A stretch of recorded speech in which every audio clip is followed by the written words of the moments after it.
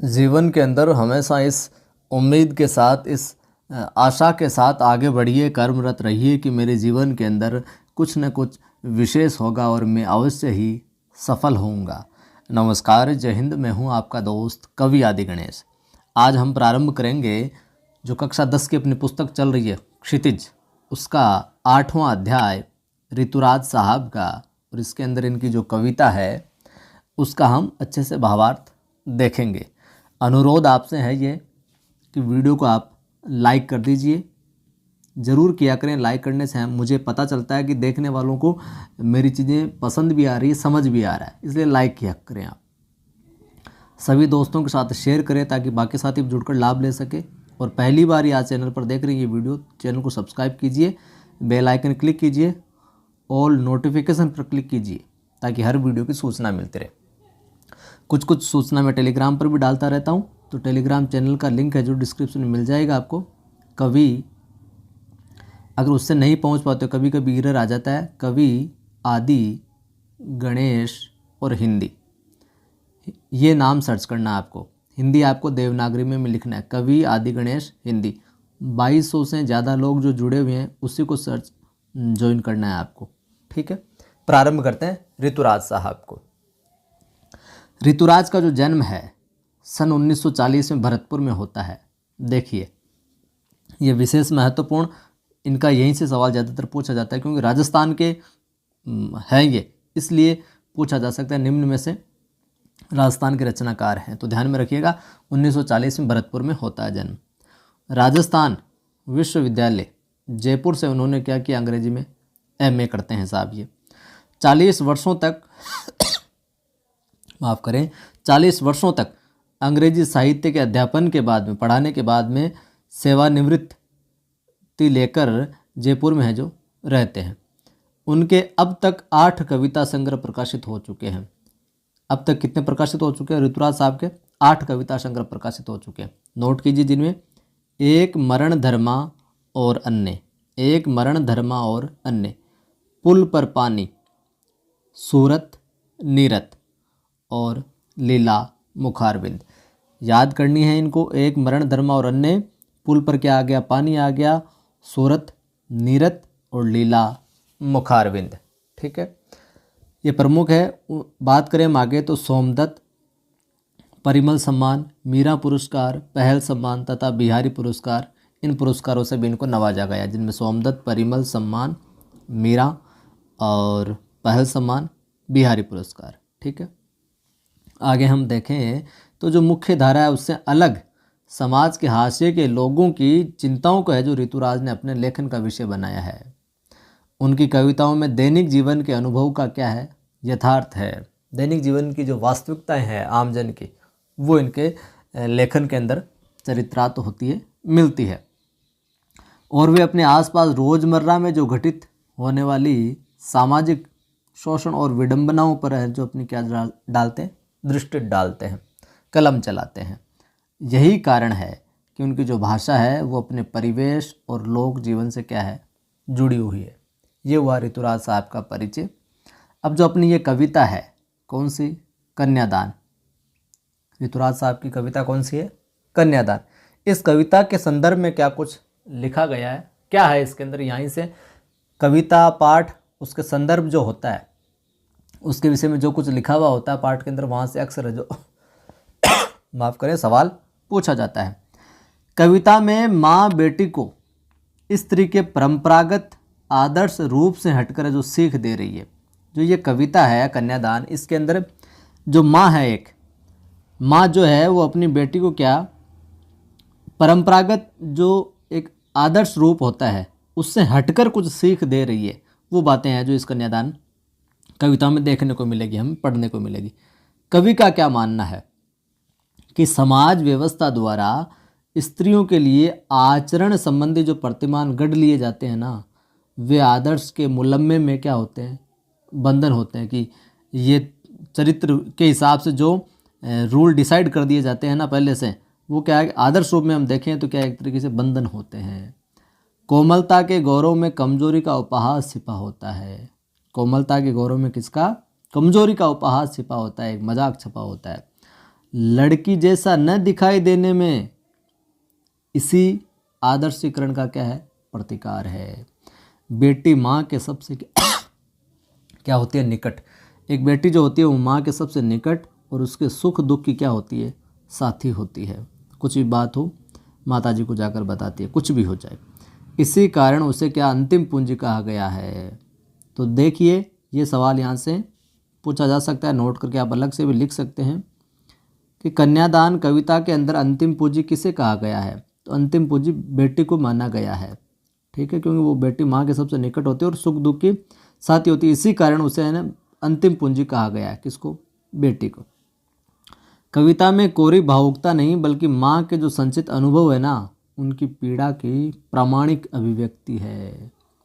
इस छोटी सी कविता में स्त्री जीवन के प्रति ऋतुराज जी की गहरी एक संवेदनशीलता है जो अभिव्यक्त हुई है साहब।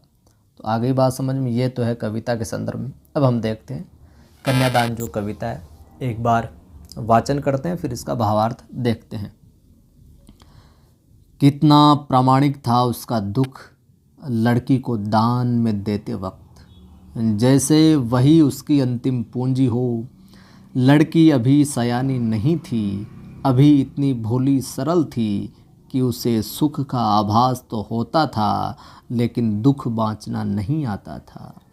पाठिका थी वह धुंधले प्रकाश की, कुछ तुकों और कुछ लयबद्ध पंक्तियों की। माँ ने कहा पानी में झांक कर अपने चेहरे पर मत रीझना। आग रोटियां सेकने के लिए है, जलने के लिए नहीं। वस्त्र और आभूषण शाब्दिक भ्रमों की तरह बंधन है स्त्री जीवन के। माँ ने कहा लड़की होना पर लड़की जैसी दिखाई मत देना। तो ये अपनी कविता है। अब इसका हम देखते हैं भावार्थ। देखिए साथियों कि कितना प्रामाणिक था उसका दुख लड़की को दान में देते वक्त, जैसे वही उसकी अंतिम पूंजी हो। साथियों इन पंक्तियों के अंदर कवि जो है कन्यादान हो रहा होता है, कन्यादान करते वक्त का जो माता का दुख है ना उसका वर्णन कर रहा है यहाँ पर, ठीक है। पहली बात तो यहाँ पर कन्यादान करते वक्त जो बेटी की विदाई होती है उस वक्त जो माँ का दुख होता है ना उसके बारे में यहाँ पर वर्णन कर रहा है कि क्या, कि कितना प्रामाणिक था उसका दुख लड़की को दान में देते वक्त। कि जब बेटी का कन्यादान किया जा रहा था ना, बेटी का क्या किया जा रहा था, कन्यादान किया जा रहा था ना, उस समय जो उसकी माता का जो दुख था वो बहुत ही स्वाभाविक था, प्रामाणिक था, कोई दिखावटी नहीं था विदा करते वक्त। जैसे वही उसकी अंतिम पूंजी हो, ऐसे लग रहा हो। इतना जो दुख था वो इतना स्वाभाविक था, रियल था, रियलिस्टिक था, प्रामाणिक था बिल्कुल। ऐसे लग रहा हो दान में देते वक्त कि वो क्या उसकी अंतिम पूंजी हो, अंतिम कमाई हो, सारी की सारी सब कुछ जो वही हो, ये प्रतीत हो रहा था। यानी कि आप समझते हो बेटी और जो माँ का रिश्ता होता है ना, बेटी और माँ के बीच में जो रिश्ता होता है वो बहुत गहरी बॉन्डिंग होती है उनके बीच में, बहुत निकट का रिश्ता होता है। एक तरीके से फ्रेंड होती है, फ्रेंड सर्कल, सहेलियाँ ही होती है। अब जब वो बेटी उससे दूर जा रही होती है तो उस कन्यादान करते वक्त उस माँ को ऐसा लग रहा है कि मेरे जीवन की जो सबसे अनमोल पूंजी है, आखिरी पूंजी है ना, वो जा रही, मैं उसका है जो दान यहाँ पर करने जा रही हूँ। तो उस समय जो माता का दुख होता है वो स्वाभाविक और प्रमाणिक दुख है। लड़की को दान में देते वक्त मानो कि वही उसकी क्या हो, आखिरी पूंजी हो और उसको वो दान करने जा रही हो। आगे देखिए, लड़की अभी सयानी नहीं थी, अभी इतनी भोली सरल थी। यहाँ पर कि उसे सुख का आभास तो होता था लेकिन दुख बाँचना नहीं आता था। और पाठिका थी वह धुंधले प्रकाश की, कुछ तुकों और कुछ लयबद्ध पंक्तियों की। कि यहाँ पर ऋतुराज जी क्या कहते हैं कि लड़की अभी इतनी सयानी नहीं थी। सयानी मतलब परिपक्व नहीं थी, अभी इतनी बड़ी नहीं हुई थी, इतनी मैच्योर नहीं, इतनी परिपक्व नहीं हुई थी वो कि वह क्या दुनियादारी की बातें समझ सके।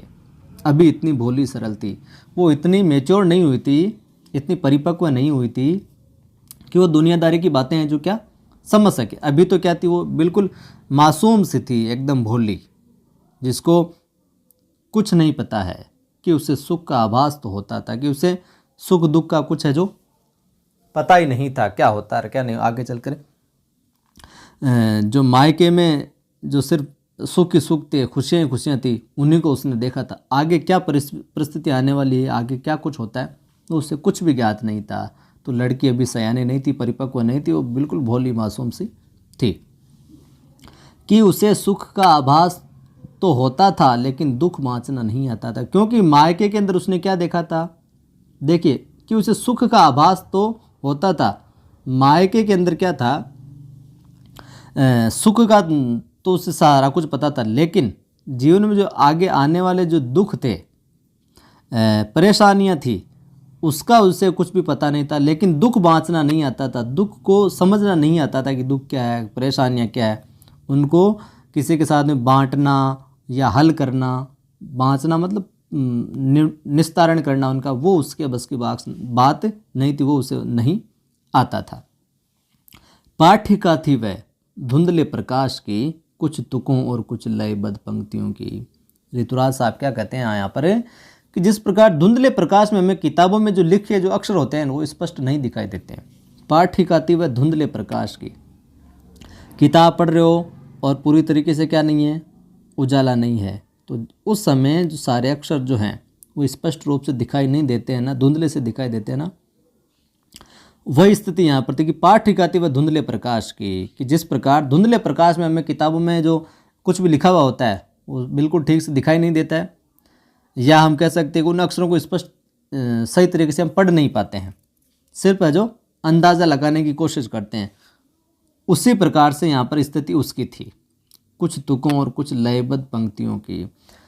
हम कह सकते हैं कि वही स्थिति उसकी थी कि उस लड़की के सामने भी काल्पनिक सुखों की एक धुंधली सी तस्वीर थी कि मैं ससुराल में जाऊंगी, पति के साथ में रहूंगी, सासू माँ ससुर जी ये सारे के सारे परिवार में ऐसे रहूंगी, ऐसे खुश रहूंगी, मैं सबको खुश रखूंगी, वो काम करूँ। तो अभी उसके काल्पनिक सुखों की जो एक तस्वीर थी ना, वो बिल्कुल धुंधली सी थी, बिल्कुल स्पष्ट नहीं थी कि ऐसा ही होगा, क्यों वो इतनी सयानी नहीं थी।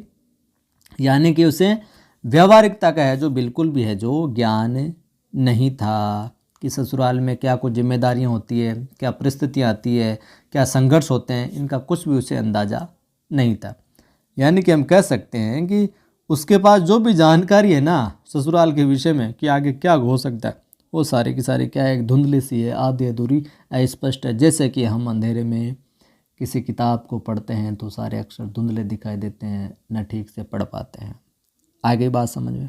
अगर अच्छा लग रहा है वीडियो तो लाइक कर दें, आप अभी नहीं किया अभी तक, सभी दोस्तों को शेयर करें कि यहाँ बहुत बेहतरीन ढंग से पढ़ाया जा रहा है, समझाया जा रहा है। और पहली बार देख रहे हैं तो आप भी सब्सक्राइब कर लीजिएगा। आगे देखिए, आगे हम देखें तो कि माँ ने कहा पानी में झांक कर, अब सीख क्या क्या मिल रही है उसे। माँ ने कहा पानी में झांक कर अपने चेहरे पर मत रीझना, आग रोटियां सेकने के लिए है, जलने के लिए नहीं। और वस्त्र और आभूषण शाब्दिक भ्रमों की तरह बंधन है स्त्री जीवन के। तो माँ ने कहा पानी में झांककर अपने चेहरे पर मत रीझना। इन पंक्तियों में जो माताजी है वो अपनी बेटी को विदाई देते वक्त जीवन जीने की क्या एक सीख दे रही है, उपहार स्वरूप दे रही हूँ, कहीं गिफ्ट में क्या दे रही है, सीख दे रही है, उसे समझा रही है क्या, जो कि जीवन भर उसके काम आने वाली है। कहते हैं ना कोई लड़की ससुराल में काम नहीं करती कि आ तो आप आड़ा घर का की सीख करी को नाई, तो वो सीधा का सीधा इंडिकेट उनके घर वालों पे जाते हैं।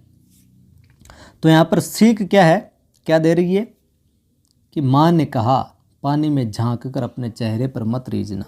माँ क्या कहती है कि शीशे में या यूँ कहें कि पानी में अपनी सुंदरता का प्रतिबिंब तुम देखो ना, झांको ना उसमें, तो ज़्यादा देखकर खुश मत हो ना, क्योंकि ये सब क्या होता है, अस्थायी होता है, परमानेंट नहीं होता, ये टेम्परेरी होता है।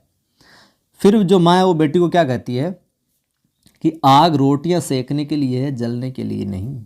कि आग का प्रयोग तुम सिर्फ करो ना तो सिर्फ खाना बनाने के लिए करना, रोटियां सेकने के लिए ही करना। आग रोटियां सेकने के लिए है, जलने के लिए नहीं। कि आग का प्रयोग जब तुम करो, आग को काम में लो, तो केवल रोटियां बनाने के लिए होती है, वो रोटियां सेकने के लिए होती है, खाना बनाने के लिए होती है। लेकिन अगर आग का प्रयोग जलने या जलाने के लिए करते हुए देखो तो तुरंत उसका विरोध करना। मतलब यहाँ पर संदर्भ ये है कि एक तरीके से कटाक्ष कर रहे हैं यहाँ पर कवि के, दहेज के लालच में आकर अपने बहुओं को क्या आग के हवाले करने में कोई भी नहीं हिचकिचाते हैं। दहेज के लालच में आकर लोग हैं जो अपने बहुओं को क्या आग के हवाले करने में बिल्कुल हिचकिचाते नहीं है। लेकिन यहाँ पर क्या करें कि आग रोटियां सेकने के लिए, आग जलने के लिए नहीं है। तो यह बात आप ध्यान में रखना, तुम इस बात को ध्यान रखना कि आग का प्रयोग किस लिए होता है, केवल खाना बनाने के लिए, रोटियां सेकने के लिए होता है। लेकिन तुम्हें अगर लगे ना ऐसा दहेज वेज वाली बात और तुम्हें टॉर्चर किया जा रहे हो, तो उसको तुम्हें समझ बूझ के बिल्कुल सतर्कता से, सावधानी से काम लेना और अवगत कराना है। तो रोटियां, आग जो होती है ना, वो बहुओं को जलने के लिए होती है, यहाँ पर जलने के लिए नहीं होती है। तो यहाँ पर सीधा सा कवि है जो कटाक्ष कर रहा है एक तरीके से किस पर, जो समय के साथ में या कई परिवारों में ऐसा होता है कि वो दहेज के लालच में आकर के अपने बहुओं को क्या आग के हवाले कर देते हैं, जला देते हैं। ठीक है, तो यहाँ पर यह सीख है कि तुम उस तरीके से कुछ भी मत करना कि ऐसी परिस्थिति है और ऐसी परिस्थिति आए तो डटकर मुकाबला करना।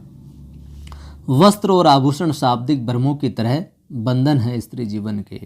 आगे क्या सीख देती है कि जो वस्त्र होते हैं और आभूषण जो होते हैं, गहने जो होते हैं, वो महिलाओं को बहुत आकर्षित करते हैं। वस्त्र और आभूषण शाब्दिक भ्रमों की तरह बंधन है एक स्त्री जीवन के, कि वस्त्र जो और आभूषण होते हैं ना, वो लेडीज़ को, महिलाओं क्या करते हैं, बहुत अट्रैक्ट करते हैं, आकर्षित करते हैं, अच्छे लगते हैं। यार आषाढ़ी जोरदार आई कंपनी की है और वो हार बनवा लिया तो ठीक रहसी, एक कान अड़ाई बनवा लिया, तो ये सब आकर्षित करते हैं। लेकिन माँ ने क्या वस्त्र और आभूषण को, या हम कह सकते हैं कि सौंदर्य बढ़ाने वाली जो वस्तु है ना, उनको माँ ने कहा है कि वस्तु न मानकर इनको महिलाओं के लिए क्या बंधन मानती हो। इसलिए वो अपनी बेटी से क्या कहती हैं कि तुम जो है वस्त्र और इन आभूषणों के चक्कर में मत पड़ना, इनके लालच में मत पड़ना, क्योंकि ये सब महिलाओं के लिए क्या किसी बंधन से कम नहीं है। ये स्त्री जीवन के लिए क्या किसी बंधन से कम नहीं, तुम इनके चक्कर में बिल्कुल मत पड़ना। माँ ने कहा लड़की होना पर लड़की जैसी दिखाई मत देना।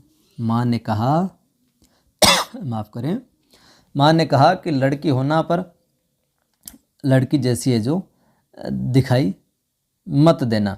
यहाँ पर जो ये पंक्तियाँ हैं, यहाँ पर कवि क्या कहना चाह रहा है कि जो बेटी को क्या एक तरीके से कमज़ोर नारी की जगह सशक्त बनाने की ओर है जो वो कह रही है बात। एक माँ ने कहा कि लड़की तो होना लेकिन लड़की जैसी है जो दिखाई मत देना। यहाँ पर एक संबल प्रदान करते हुए को उसे सीख देते हुए कह रही है कि लड़की को क्या अबला और कमज़ोर समझा जाता है, लेकिन उसकी जगह तुम्हें क्या है, वो उस तरीके की मेंटलिटी मानसिकता नहीं रखनी। तुम्हें एक सशक्त और मजबूत इंसान है जो बने रहना है, ताकि तुम आगे है जो अपनी सुरक्षा कर सको और अपने अधिकारों के प्रति जागरूक रह सको। इसलिए वो ये सारी बातें, कोई विपरीत परिस्थितियाँ आ जाए तुम उनमें भी क्या दृढ़ता से उनका सामना कर सको, क्योंकि लोग क्या है महिलाओं को कमज़ोर समझ लेते हैं और उनका अत्याचार शोषण करते हैं। तो इसीलिए माँ ने कहा कि लड़की तो होना पर लड़की जैसी दिखाई मत देना। तो समझ गए, यानी कि स्त्री के जो स्वाभाविक गुण होते हैं ना, उनको तो हमेशा तुम्हें बरकरार रखना है। कि लड़की तो होना, स्त्री के जो गुण होते हैं स्वाभाविक, उनको तो तुम्हें बरकरार रखना है, उनको तो कभी नहीं छोड़ना तुम्हें। लेकिन कभी भी लड़की जैसी दिखाई मत देना। लड़की जैसी दिखाई मत देना का यहाँ पर मतलब है कि कभी भी अपने आप को असहाय मत बनाना, असहाय मत बनाना, कमज़ोर मत बनाना। लड़कियों को कमज़ोर समझा जाता है, तुम लड़की जैसी तो रहना, स्वाभाविक जो नेचुरल जो गुण होते हैं वो तो रखना, लेकिन लड़की जैसी दिखाई मत देना मतलब असहाय मत बनना, अपने आप को कमज़ोर मत समझना कि मैं तो कुछ नहीं कर सकती अब मेरे। तो अपने खिलाफ अगर कोई भी अन्याय हो, कोई भी अत्याचार हो, तो उसका क्या करना, तुम्हें डटकर सामना करना है और उसके खिलाफ अपनी आवाज़ बुलंद करनी है। तो आ गई बात समझ में, लड़की जैसी दिखाई मत देना अर्थ हो जाएगा अपने आप को कमज़ोर मत समझना, ऐसा मत बनाना, और अत्याचार हो जाए कोई हो जाए तो उनके खिलाफ कर डटकर उसका मुकाबला करना। तो ये थी अपनी कविता और आगे कुछ पंक्तियाँ और है, ये भी काम की चीज़ें हैं। यहाँ देखिए, ये सवाल भी पूछा जा सकता है, शायद एक बार पूछा भी गया है। यहाँ अफ़गानी कवयित्री मीना किशोर कमाल की, ये पूछा गया है, अफ़गानी कवयित्री मीना किशोर कमाल की कविता की कुछ पंक्तियाँ दी जा रही जो कि कन्यादान कविता से इसका कोई संबंध है जो दिखाई देता है। क्या आपको जैसे कन्यादान कविता से कोई संबंध दिखाई देता है? तो आप अपने को संबंध से कोई मतलब नहीं है, लेकिन अपने को तो मीना किशोर कमाल की ये कविता है, तो ये पंक्तियाँ आपको ध्यान में रखनी है। मैं लौटूंगी नहीं कविता किसकी है? मीना किशोर कमाल की। क्या है इसमें कि मैं एक जगी हुई स्त्री हूँ, मैंने अपनी राह देख ली है, अब मैं लौटूंगी नहीं, मैंने ज्ञान के बंद दरवाजे खोल दिए हैं, सोने के गहने तोड़कर फेंक दिए हैं। भाइयों, मैं अब वह नहीं हूँ जो पहले थी, मैं एक जगी हुई स्त्री हूँ, मैंने अपनी राह देख ली है, अब मैं लौटूंगी नहीं, अब मैं लौटूंगी नहीं। तो ये था अपना अध्याय कंप्लीट। कैसा लगा कमेंट करके बताना आप। वो अभी तक भी आपने लाइक नहीं किया तो लाइक कर दीजिए, सभी दोस्तों के साथ सभी ग्रुप में फेसबुक व्हाट्सएप स्टेटस लगाकर शेयर कर दीजिए। पहली बार चैनल पर आए हैं, जुड़े हैं मुझसे, तो सब्सक्राइब कीजिए, बेल आइकन क्लिक कीजिए, ऑल नोटिफिकेशन पर क्लिक कीजिए ताकि हर वीडियो की सूचना मिलती रहे। टेलीग्राम चैनल का लिंक डिस्क्रिप्शन में मिल ही जाएगा, कवि आदि गणेश हिंदी आपको देवनागरी में लिखना है। और मेरा एक दूसरा यूट्यूब चैनल है आदि की